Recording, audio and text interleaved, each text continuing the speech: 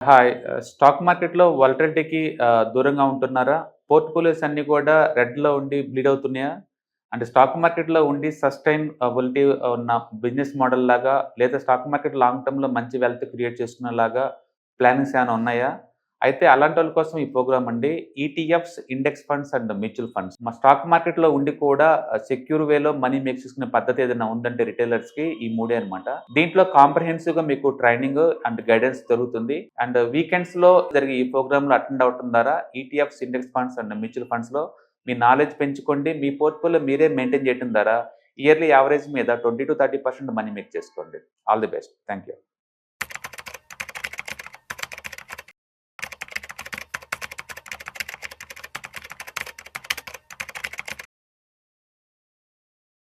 ETF index mutual funds నేర్చుకుని stock మార్కెట్లో రాణించాలనుకుంటున్నారా? వెంటనే ఈ నెంబర్కి కాల్ చేయండి. సార్ నమస్తే సార్.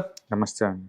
సుందరరెడ్డి గారు, ప్రతిరోజు న్యూస్ పేపర్ చూసినప్పుడు పొద్దున్నే రిజర్వ్ బ్యాంక్ అని, రెపో రేట్ అని, ఇన్ఫ్లేషన్ అని ఇలా రకరకాల టెక్నాలజీస్ గురించి ప్రతి ఒక్క పేపర్లో చూస్తుంటాం. ఉదయం పూట, సాయంత్రం పూట వార్తల్లో వింటుంటాం కదా. ఏంటి అసలు ఈ రెపో రేట్ అంటే ఏంటి, ఇన్ఫ్లేషన్ అంటే ఏంటి, అండ్ ప్రతి ఒక్క సిటిజను వీటి గురించి తెలుసుకోవాల్సిన ఆవశ్యకత ఎంతవరకు ఉందంటారు అసలు? డెఫినెట్‌గా రెపో రేట్స్ గురించి తెలుసుకోకపోయినా ఇన్ఫ్లేషన్ గురించి తెలుసుకోవాలండి. ఎందుకంటే మనం బయటికి పోగానే కూరగాయల సంచి పట్టుకొని పోగానే వెంటనే మనం లాస్ట్ వీక్‌తో పోల్చుకున్నప్పుడు ఏందా ఇంత పెరిగిందంట. అవును. అంటే మీకు తెలియకుండానే మీరు ఎఫెక్ట్ అవుతుంది ఇన్ఫ్లేషన్ తోటి. ఒక ₹5, ₹10 పెరిగిపోతుంటుంది వారం 10 రోజుల్లో. అవును. That is called as inflation.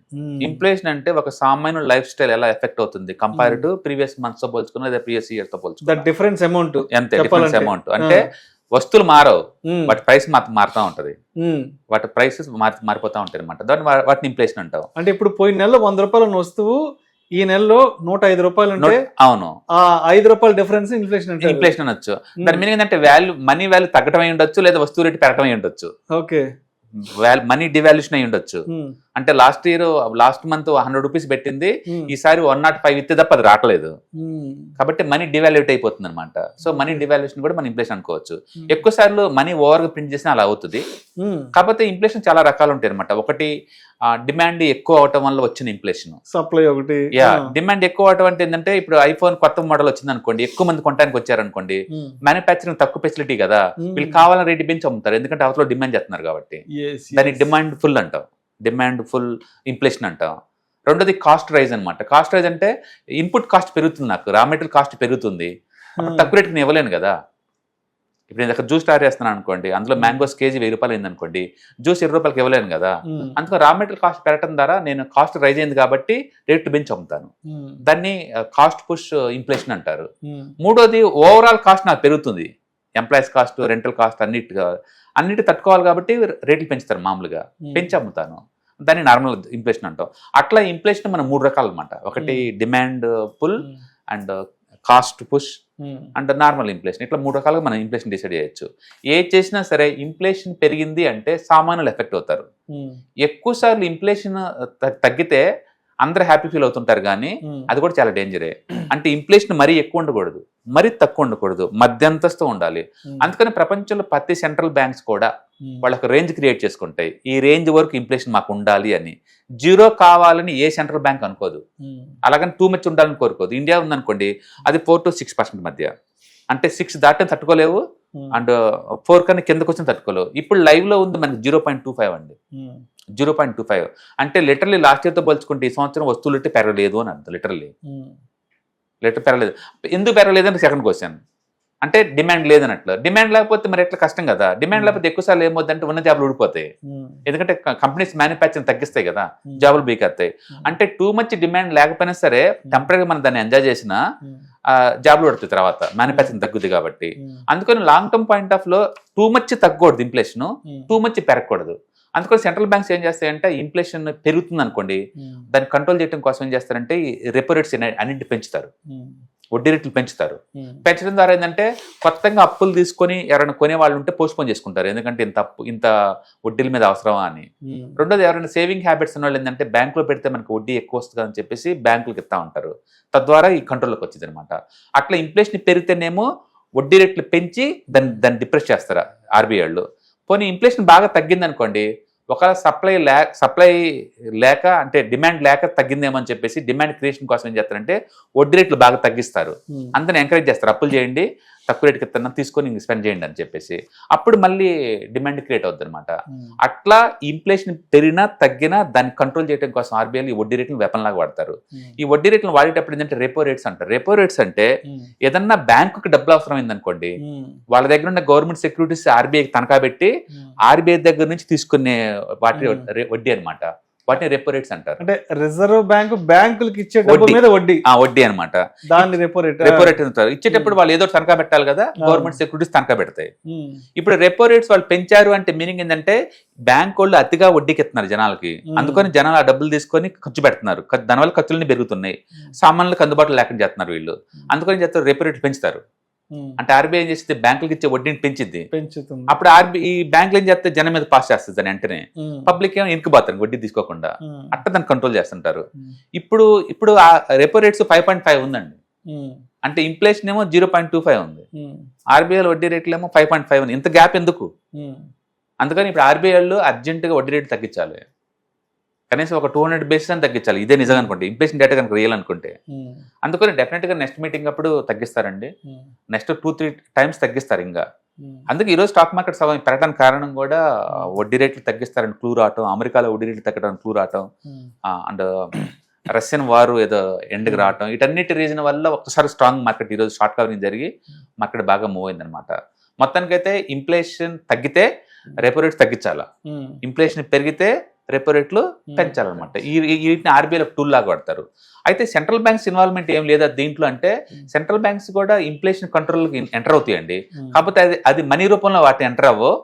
ఏదన్నా వస్తు రేట్లు పెరిగింది అనుకోండి, అది సప్లై చైన్ నెట్వర్క్ వల్ల డిస్టర్బ్ అయ్యి తగ్గిందా పెరిగిందా అని చెప్పేసి వాటిని క్లియర్ చేస్తుంది. ఎగ్జాంపుల్ ఇప్పుడు ఇండియాలో ఏదైనా ఆయిల్ రేట్ పెరిగిపోయింది అనుకోండి, ఆయిల్ రేట్ ఎందుకు పెరిగిందో చూస్తుంది. ఇక్కడ ఏం పంట లేదు, పామాయిల్ ఆయిల్ పెరిగింది అనుకోండి, ఇక్కడ పామాయిల్ ఏం పంట లేదు, అందుకని వేరే కంట్రీలో ఇంపోర్ట్ చేసుకుంటారు ట్యాక్స్ తక్కువతోటి. అప్పుడు ట్యాక్స్ తగ్గిస్తారు పామాయిల్ మీద, అప్పుడు బయట నుంచి అవి వచ్చేస్తాయి. ఇట్లా సప్లై డిస్టర్బెన్స్ ఏదైనా ఉంటే దాన్ని క్లియర్ చేసేసి ఇన్ఫ్లేషన్ తగ్గిస్తుంది సెంట్రల్ గవర్నమెంట్ వాళ్ళు. బ్యాంక్ వాళ్ళు ఏమో, సెంట్రల్ బ్యాంక్స్ ఏమో ఈ వడ్డీ రేట్లను టూల్ లాగా వాడి ఇన్ఫ్లేషన్ కంట్రోల్ చేస్తుంటాయి. అట్లా సెంట్రల్ గవర్నమెంట్ వాళ్ళు, సెంట్రల్ బ్యాంక్స్ కంబైన్డ్ ఎఫర్ట్ తోటి ఇన్ఫ్లేషన్ కంట్రోల్లోకి వస్తుంది. బట్ ఇన్ఫ్లేషన్ టూ మచ్ తగ్గిన ప్రాబ్లమే, టూ మచ్ పెరిగిన ప్రాబ్లమే. ఇండియాలో అది +6 దాకా ఓకే, అండ్ +2 దాకా ఓకే. బట్ 2 కన్నా తగ్గినా సరే అది డిమాండ్ లేనట్లు లెక్క మార్కెట్లో. ఈసారి వెరైటీగా అది 0.25 వచ్చింది, అది ఇన్ఫ్లేషన్ బాగా తగ్గింది. అయితే మనం ఎక్కువ మంది చెప్పేది ఏంటంటే, ఎందుకు బయటకు వెళ్తే కూరగాయలు బాగా పెరుగుతున్నాయి కదా అనేది. కూరగాయలు అనేది ఓవరాల్ ఇన్ఫ్లేషన్ డేటాలో చిన్న పార్ట్ అండి. దాంతోపాటు housing rents and cinema tickets, transportation cost, medical bill and pulses, cereals ఇవన్నీ ఉంటాయి కదా, ఆ అన్నిటి మీద కలుపుకుంటే ఇన్ఫ్లేషన్ డేటా వచ్చింది. ఒక్క కూరగాయలు ఒకటే కాదు. అయితే మనకి ఇమీడియట్గా ఇన్ఫ్లేషన్ గురించి ఐడియా వచ్చేది మాత్రం కూరగాయలు చూసిన తర్వాతే.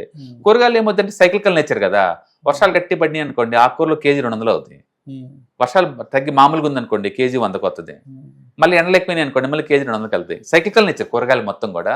వాటిని చూసి మనం ఇన్ఫ్లేషన్ ఎగ్జాక్ట్ జడ్జిమెంట్ చేయలేం కానీ, బట్ మిగతా ఇది హౌసింగ్, హాస్పిటల్స్, ఎడ్యుకేషను, క్లోత్స్, వీటన్నిటిని బేస్గా తీసుకొని చెప్పచ్చు. అందుకని కన్జ్యూమర్ ప్రైస్ ఇండెక్స్లో ఇవన్నీ పార్ట్ అనమాట. అవన్నీ చూసి ఇన్ఫ్లేషన్ డిసైడ్ చేస్తారు. సో మొత్తానికి ఇవన్నీ అర్థం చేసుకోవాలంటే స్కూల్ డేస్లో ఎకనామిక్స్ క్లాస్ కొంచెం శ్రద్ధగా వినాలి డెఫినెట్గా. ఎందుకంటే పర్సనల్ ఫైనాన్స్ లో పార్ట్ అవన్నీ. వడ్డీ రేట్లు ఎందుకు పెరుగుతాయి, ఎందుకు తగ్గుతాయి, ఆర్బీఐ ఎలా పనిచేస్తుంది, సెంట్రల్ గవర్నమెంట్ ఎలా పనిచేస్తాయి, మన జీవితాలు ఎలా ఎఫెక్ట్ అవుతాయి, వీటి నుంచి ఇవన్నీ తెలుసుకోవడం ద్వారా అంటే మనం ప్రొటెక్షన్ చేసుకోవచ్చు అనమాట, కంపల్సరీ చేసుకోవచ్చు. సో మొత్తానికి స్కూల్ డేస్ నుంచే ఈ సబ్జెక్ట్ అంతా కూడా మనం ఎకనామిక్స్ లో, ఇదంతా basic education economics. So economy గురించి బాగా తెలియాలంటే స్కూల్ డేస్ లో ఎకనామిక్స్ బాగా అర్థం చేసుకోవాలి. డెఫినెట్ గా. అందుకని మార్కెట్ లో భయపడతాయి, అది ఇన్ఫ్లేషన్ డేటా రిలీజ్ అనగానే ఉలికి పడతాయి, వడ్డీ రేట్లు తగ్గిందనగానే హ్యాపీ ఫీల్ అవుతాయి. ఎందుకు ఇవన్నీ అంటే అవి ఓవరాల్ ఎకానమీని ఇన్ఫ్లుయెన్స్ చేస్తాయి కాబట్టి. అందుకే స్టాక్ మార్కెట్ అది వ్యాక్యూమ్లో పనిచేయదు. వీటన్నిటి వల్ల ఏమవుతుందంటే ఎఫెక్ట్ అవుతూ ఉంటుంది. అందుకని ఎంత ఫండమెంటల్ సౌండ్ కంపెనీ ఉన్నా సరే ఈ ఎన్విరాన్మెంట్ ఆపోజిట్ లో ఉందనుకోండి, స్టాక్ ముందు పోలేదు. ఎందుకంటే వీటి ద్వారా ఎఫెక్ట్ అవుతుంది కాబట్టి.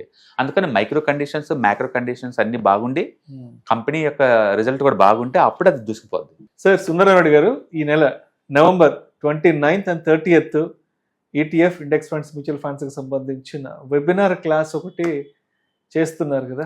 సో దీంట్లో ముఖ్యంగా ఎలాంటి విషయాల గురించి మీరు పార్టిసిపెంట్స్ తో షేర్ చేసుకోబోతున్నారు? యా ఈసారి డైలీ 3 hours చొప్పున 2 days ప్రోగ్రామ్ అండి, అంటే టోటల్ 6 hours ప్రోగ్రామ్ అనమాట. అండ్ ప్రతి వర్క్షాప్ లో మనం చెప్పినట్టే దీంట్లో కూడా మనం ఈటీఎఫ్స్ అంటే ఏంటి, ఇండెక్స్ ఫండ్స్ అంటే ఏంటి, మ్యూచువల్ ఫండ్స్ అంటే ఏంటి, వాటిని ఎలా ట్రాక్ చేయాలి, వాటిని ఎట్లా అనలైజ్ చేసుకోవాలి, అండ్ ఎనీబడి కంటెడ్ ఇలాంటి వాటిలో పార్టిసిపేట్ చేసేటప్పుడు ఎలా జాగ్రత్త తీసుకోవాలి, ఇవన్నీ వాటి గురించి మనం డిస్కస్ చేస్తాం అనమాట. మీకు ఆల్రెడీ నాలెడ్జ్ ఉంటే పర్వాలేదు, నాలెడ్జ్ లేని వాళ్ళకి ఏంటంటే ఇది ఒక ఎలిమెంట్ లా పనికొస్తుంటాం మార్కెట్లో ఎంటర్ అవడానికి. కాబట్టి మీరు ఏదైనా డబ్బు పెడదాం అనుకున్నారు, బట్ వితౌట్ నాలెడ్జ్ లేకుండా పెట్టాలంటే ఫీర్ కదా, ఏం జరుగుతుంది అక్కడ తెలుసుకోవాలంటే. ఇలాంటి ప్రోగ్రామ్స్ అటెండ్ అవడం ద్వారా ఏంటంటే మీకు ఒక స్టెప్పింగ్ స్టోన్ అనమాట ఈ ఫైనాన్షియల్ వరల్డ్ లోకి ఎంటర్ అవడానికి కోసం. ఆ భయం లేకుండా పోద్ది మన డబ్బు ఎక్కడ పెడుతున్నారు, ఏం చేస్తున్నారు అనేది. రెండోది మీకు ఈ ప్యాసివ్ ఇన్కమ్ లా, యాక్టివ్ ఇన్కమ్ లా కావాలన్నా ఎలా క్రియేట్ చేసుకోవచ్చు ఐడియా జనరేట్ అవుతుంది అనమాట. కాబట్టి మన మిగతా వెబినార్ ఏదైతే సిలబస్ కవర్ చేసామో అది దీంట్లో కవర్ చేస్తాం. సో ఇప్పుడు సార్, ఇప్పుడు సెషన్లో అంటే సెషన్ ప్రాసెస్ ఎలా ఉంటుంది అండ్ ఇంటరాక్షన్ ఎలా ఉంటుంది, అంటే మీతో మాట్లాడాలంటే అసలు ఆ సెషన్ ప్రాసెస్ ఎలా ఉంటుంది, సెషన్ జరుగుతున్నంత సేపు? నో, బేసికల్ గా 1-to-1 లాగా ఎలా చేస్తారు, డౌట్స్ ఏదైనా ఉంటే ప్రతి కాన్సెప్ట్ అయిపోయిన తర్వాత ఏదైనా డౌట్స్ ఉంటే అడగండి అని చెప్తాము. ఎవరికైనా అర్థం కాని ఉంటే వాళ్ళు రైట్ చేస్తుంటారు, ఎందుకంటే వాళ్ళ డౌట్ మిగతా వాళ్ళు కూడా అయి ఉండొచ్చు కదా. కాబట్టి వాళ్ళ క్వశ్చన్స్ ఎలాంటి అయినా సరే మనం ఈవెన్ పర్సనల్ పోర్ట్ఫోలియో సంబంధించిన వాళ్ళు అడుగుతూ ఉంటారు. అండ్ ఆ టైంలో ఏ క్వశ్చన్ అడిగినా సరే ఫినాన్స్ సంబంధించి మనం రిప్లై ఇస్తాం. Not only ETFs, index funds, mutual funds, దేని గురించి అయినా సరే వాళ్ళకి రెలవెన్సీ ఉన్న క్వశ్చన్స్ ఏదైనా అడగచ్చు అనమాట. డౌట్స్ ఏదైనా ఉంటే క్లారిఫై చేసుకోవచ్చు. అలాగే మేము సాఫ్ట్వేర్లో అవి ఇస్తాం కాబట్టి రెస్ట్ ఆఫ్ ద లైఫ్ అంతా కూడా లేదు, బెస్ట్ వాటికి మూవ్ అవ్వచ్చు. చాలా మంది అనుకుంటారు ఇప్పుడు మ్యూచువల్ ఫండ్ తీసుకున్నాం అనుకోండి 100 క్వశ్చన్లు పడతాయి, అదేందుకు తీసుకోవాలి, చాలా రకాల పేర్లు ఉంటాయి. ఎందుకంటే ఒక్కొక్క ఎయిమ్సీ వాళ్ళే 100 కొద్ది స్కీమ్స్ రన్ చేస్తారు. ఇప్పుడు ఎస్బీఐ ఉందనుకోండి, పబ్లిక్ మనీ వాళ్ళు 12 లక్షల కోట్ల మనీ మెయింటైన్ చేస్తారు. వాళ్ళ దగ్గర 130 స్కీమ్స్ ఉంటాయి. మళ్ళీ ఆ 130 స్కీమ్ లో ఒక్కో స్కీమ్ 2-3 ఛాయిస్ ఉంటుంది, డైరెక్ట్ రెగ్యులర్ అని.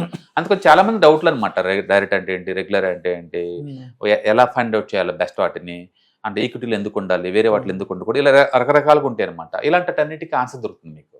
అందుకని ఎవరైనా కొంచెం పెద్ద మొత్తం డబ్బు పెడదాం అనుకుంటున్నాము, భయంగా అన్నోన్ పర్సన్ ద్వారా అడ్వైస్ తీసుకుని పెట్టే బదులు నాలెడ్జ్ పెంచుకోవడం ద్వారా మీకు ఏంటంటే కంఫర్ట్ అనిపిస్తుంది. ఒకసారి కంఫర్ట్ అనిపిస్తే ఎంతని పెట్టుకోవచ్చు. అందుకని మీకు ఇవాళ రేపట్లో ఒక లైఫ్ స్టైల్కి ఒక ఇన్కమ్ సరిపోదు. కాబట్టి దీన్ని ప్యాసివ్ ఇన్కమ్ లాగా as well as active income లాగా ఎవరైనా చూద్దాం అనుకున్న వాళ్ళకి సూట్ అవుతుంది. సో సుందరరావు గారు, ఇప్పుడు ఈ వెబినార్ ప్రోగ్రామ్కి అటెండ్ అవ్వాలంటే, రిజిస్ట్రేషన్ చేసుకోవాలంటే ఎట్లా కాంటాక్ట్ అవ్వాలి, ఏంటిది? ఈ కింద స్క్రోల్ అవుతున్న నెంబర్స్ పింగ్ చేస్తే టీమ్ హెల్ప్ చేస్తారండి. సో ఈ కింద నెంబర్స్ కాల్ చేస్తే రిజిస్ట్రేషన్ ప్రాసెస్ వాళ్ళే గైడ్ చేస్తారు. Okay sir, okay sir, thank you sir, thank you so much. ETF index mutual funds నేర్చుకుని స్టాక్ మార్కెట్లో రాణించాలనుకుంటున్నారా? వెంటనే ఈ నెంబర్కి కాల్ చేయండి.